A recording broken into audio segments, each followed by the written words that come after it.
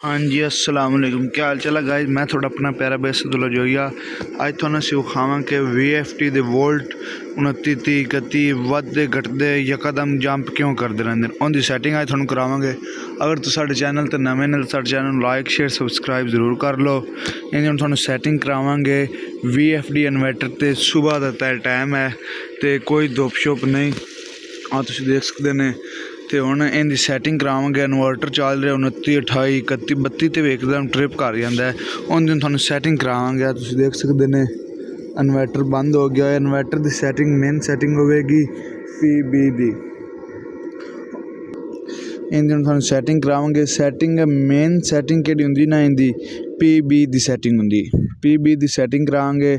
इत्थे आवांगे आ वोल्टेज तुहानूं cheque करावांगे PCBDE 0 1 2 इवें करदे आ एरो दे कड़े उतला बटन होंदे नप के आप होता जाना। PB दी सैटिंग करांगे 7 8 9 10 P आ गई PB दी सैटिंग। PB दी सैटिंग विच आपां चैक करांगे इनदे वोल्ट कित्थे खड़े ने। मेन सैटिंग प्लेटां दे वोल्ट इत्थे हुंदे ने जी। इत्थे PB दी सैटिंग डाटा एंटर करांगे। सैटिंग तो अगे आप PB दी सैटिंग डाटा एंटर करते P00 आ जाएगा। उन्होंने हुण आप PB4 करना है 04। इत्थे आएगा P दे अगू PB एरो नपा PB1 0 हो गया। आगा 2 हो गया 3 4 PB04 दी सैटिंग आप करांगे। इहदे च PB04 ते जाते आप डाटा एंटर करांगे। आ चेक कर सकते हैं 0.75.0।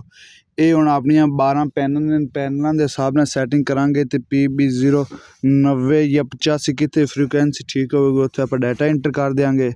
शिफ्ट वाले बटन दबावांगे। पहले 0 बबलिंग कर रही है, उस तो बाद दोबारा दबावांगे 7 बबलिंग कर रहा है। इन तुसीं 85 कर दो। इन्वर्टर की सैटिंग बिल्कुल क्लीयर हो जाएगी।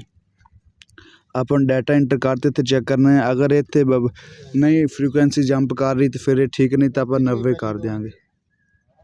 अब पीछे वापस हटने का तरीका है प्रोग्रामिंग नपो PB आ गया, फिर प्रोग्रामिंग नापते इन्वर्टर रन कर दो। आ चेक कर